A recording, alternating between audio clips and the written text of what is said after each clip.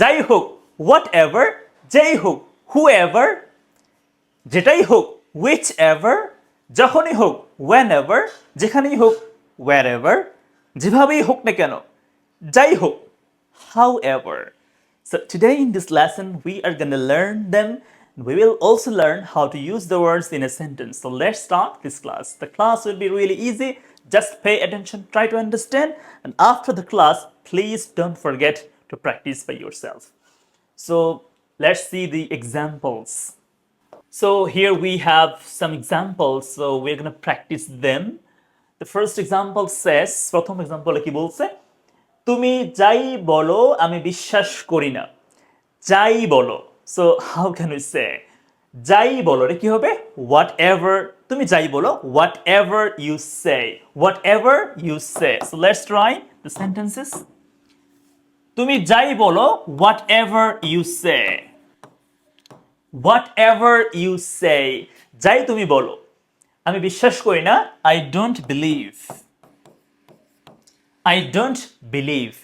You can say, আপনি যদি বলেন যে I don't believe whatever you say, এটাও হবে no problem. তখন আপনাকে কমা দিতে হবে না, মানে কমা দিয়ে সেপারেট করতে হবে না. So you can say I don't believe whatever you say, মানে তুমি যাই বলো আমি বিশ্বাস করি না, এটা বললেও হবে ওইটা বললেও হবে, কোনো সমস্যা নেই। ছেলেটা যেই হোক তাকে আমি ধরবো, আমরা ধরবো, তাহলে কি হবে we will catch, মানে কি ধরা, so we will catch the boy, will catch the boy, আমরা ছেলেটাকে ধরবো, সে যেই হোক না কেন, তাহলে কি হবে whoever, মানে যেই হোক, whoever he is, তাহলে আপনি কি বলবেন will catch the boy whoever he is, মানে সে যেই হোক না কেন।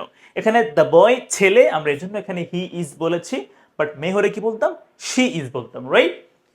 বইগুলো পড়ো যেটাই তুমি চাও, হ্যাঁ এটা কি হবে বলেন, যেটাই তুমি চাও, তাহলে কি হবে একদম সিম্পল না, এটা বলেন তো, বইগুলো পড়ো তুমি যেটাই চাও সেটাই পড়ো।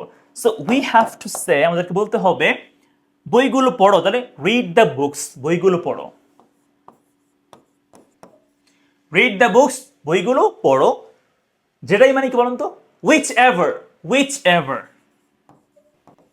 you want, তুমি চাও, you want to read, তুমি পড়তে চাও, so read the books whichever you want, মানে বইগুলো পড়ো তুমি যেটাই চাও সেটাই পড়ো, no problem. so আমরা এখানে whichever টা ইউজ করেছি। সে যেখানেই থাকুক তাকে আমরা খুঁজে বের করব, রাইট। তাহলে সে যেখানেই থাকুক কি হবে, যেখানেই হচ্ছে wherever, right, wherever he is, সে যেখানেই থাকুক না কেন wherever he is, will find him out, মানে খুঁজে বের করা, find out মানে কি খুঁজে বের করা, so wherever he is we will find him, তাকে আমরা খুঁজে বের করব, মানে কি মানে খুঁজবো আর কি, ঠিক আছে। so wherever মানে যেখানেই, wherever he is, যেখানেই সে থাকুক, will find him, তাকে আমরা খুঁজবো, ঠিক আছে।